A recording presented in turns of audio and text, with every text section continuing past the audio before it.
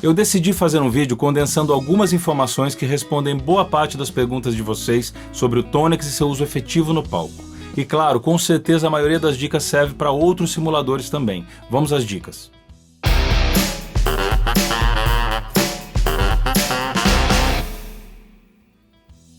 Bem-vindos a mais um vídeo do canal. As dicas de hoje respondem perguntas já feitas aqui por alguns de vocês e, claro, traz uma série de sugestões baseadas na minha experiência com esse e outros equipamentos. A primeira coisa que precisa ser dita é que não devemos confundir um contexto ideal, hipotético, com a realidade do dia a dia nos palcos, que raramente passa perto do ideal, até pela natureza desse tipo de situação mesmo.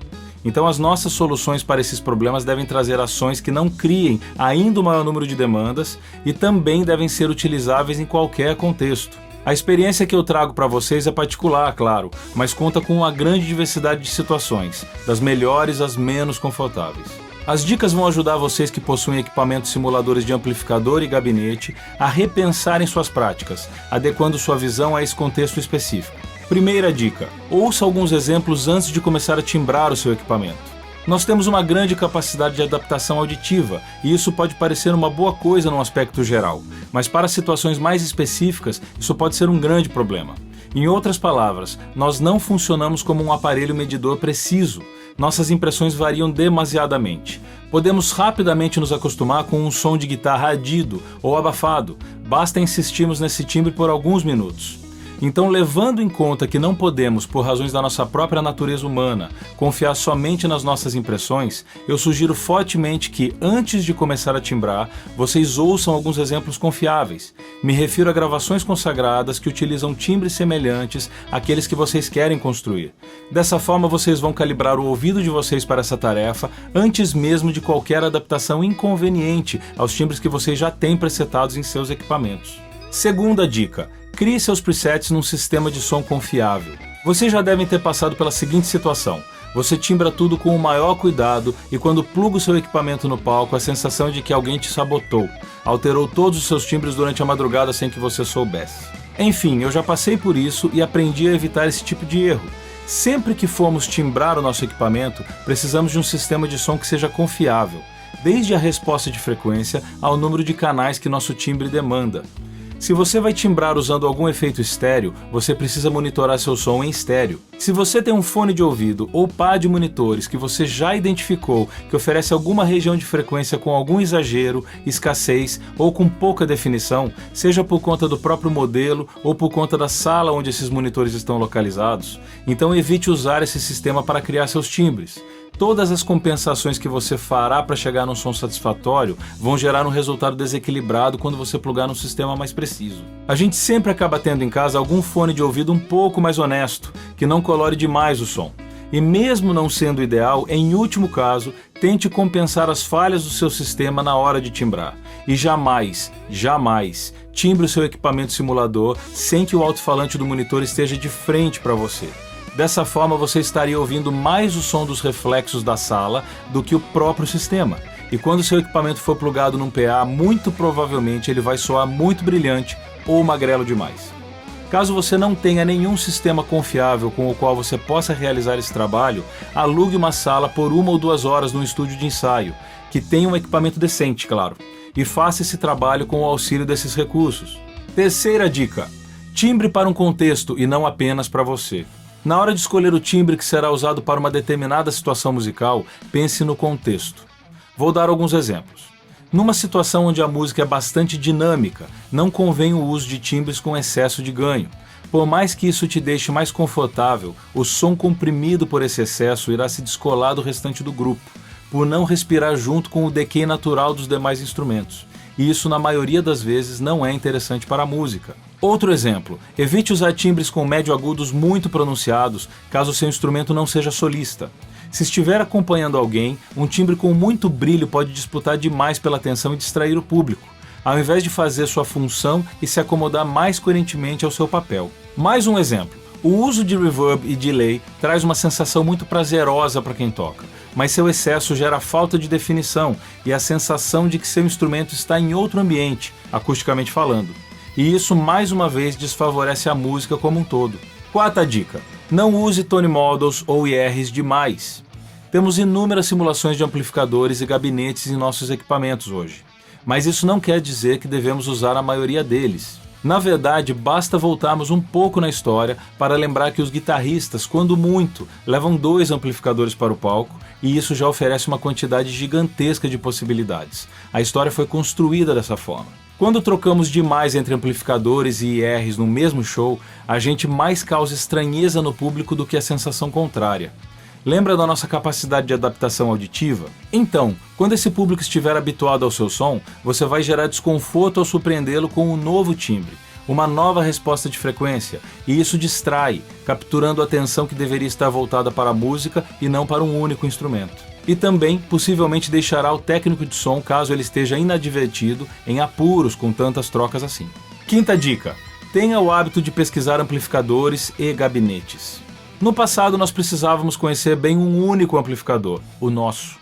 Mas hoje, com todas as possibilidades ao nosso alcance, saber pouco sobre diversos modelos de amplificadores é um erro, já que eles todos estão disponíveis através de simulações mais ou menos realistas, mas que no pior dos casos ainda é coerente com o equipamento emulado. Não conhecer melhor esse universo poderá fazer com que você leve horas para chegar no som de um Plexi, sem saber que ele é o responsável pelo timbre que você procura. Dessa forma, eu recomendo que, já que nós temos o YouTube com milhares de reviews disponíveis, vocês pesquisem ao menos um amplificador diferente por semana, dentre os disponíveis no seu equipamento. Isso vai agilizar a tarefa de timbrar e vai trazer mais assertividade aos resultados. Caso prefira, pesquise pela natureza do timbre em si, como amplificadores high gain ou clean, drive, enfim, o que lhe interessar. O mesmo vale para os gabinetes e os IRs disponíveis no seu equipamento. O uso do IR adequado muitas vezes pode validar uma simulação de amplificador que até então não tinha muita função na sua coleção, ou o contrário, o IR errado praticamente inutiliza o seu equipamento. Sexta dica: use o ganho do compressor para equilibrar o volume dos tone models no Tonex. Essa é a única dica exclusiva para os usuários de Tonex, ok? Muitos já comentaram que há uma grande diferença de volume entre os diferentes tone models e que a regulagem de volume de tone models, quando ele soa muito baixo, muitas vezes não consegue dar conta dessa diferença. Nesse caso, você pode habilitar o compressor do próprio Tonex e manter o seu threshold na regulagem mínima, para não haver atuação do compressor, e ajustar o ganho do compressor para corrigir a diferença de volume no preset. Sétima dica: use um pedal de drive ou boost antes do simulador de amp. Muita gente sabe que o Tube Screamer, por exemplo, é um pedal que pode duplicar o número de canais de um determinado amp. Algumas regulagens desse pedal pode atuar tanto como uma leve saturação somada ao canal limpo, quanto como um boost de drive para o canal sujo. Nesse caso, eu estou usando o meu TS-808 nessa regulagem que vocês estão vendo na tela, e o que ele pode oferecer vocês vão conferir nesses exemplos.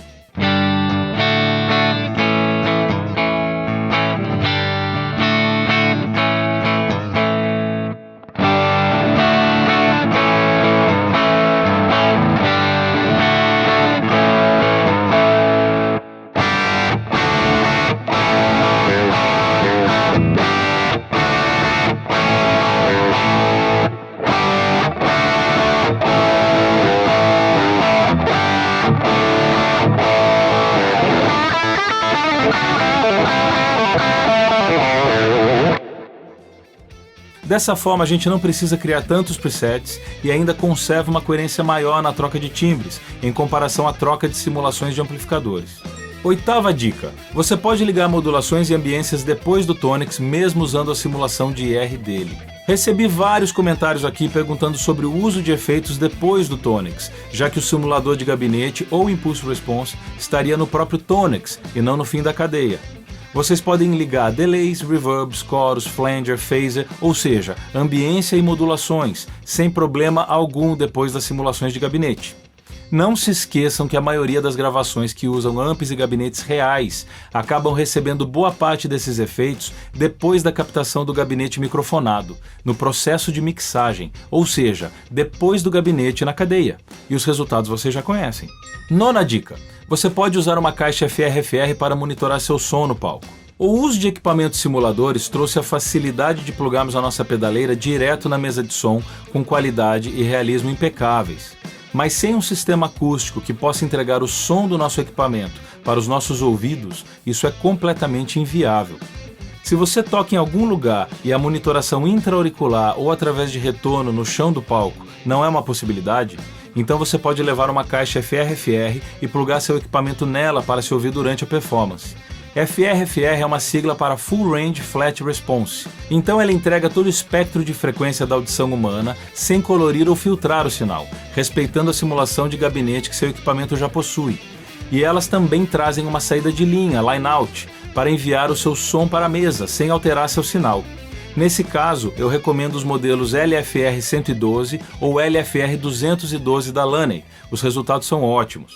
10ª dica, o Tonix não precisa de FX Loop. Essa não é bem uma dica, mas pode ajudar as pessoas que acreditam que a falta desse recurso é um problema. E justamente por isso não estão usando um equipamento que, apesar de ser pioneiro em realismo na simulação de amps, tem um preço super competitivo. Um amplificador real possui FX Loop, pois não pode ter seu sinal enviado da saída do power para mais nada que não seja um alto-falante ou um load box capaz de receber aquela potência e resistência. Portanto, o FX Loop possibilita a adição de efeitos após o processo de pré-amplificação, mas antes do power. A saída do Tonix pode ser enviada para qualquer pedal, então o FX Loop não é necessário. E para aqueles que acham que o FX Loop poderia possibilitar o uso do IR após os efeitos, lembre do que foi dito na dica 8. As pedaleiras multi-efeitos, por outro lado, já se beneficiam do FX Loop, pois podem ter pedais de distorção ou simuladores de amp posicionados em qualquer lugar da cadeia de efeitos. Para usar o Tonix com outros pedais, basta colocar antes do Tonix o que seria usado antes do amp, e depois do Tonix o que seria usado no send return do amp. É isso. Espero ter ajudado vocês com essas informações. Elas estão apoiadas na minha experiência com o uso desses equipamentos ao vivo. Mas se a sua experiência for diferente, não tem problema. Compartilhem aqui com a gente e todos vamos crescer com essa troca, ok? Continuem enviando perguntas, será um prazer responder vocês. Obrigado e até o próximo vídeo.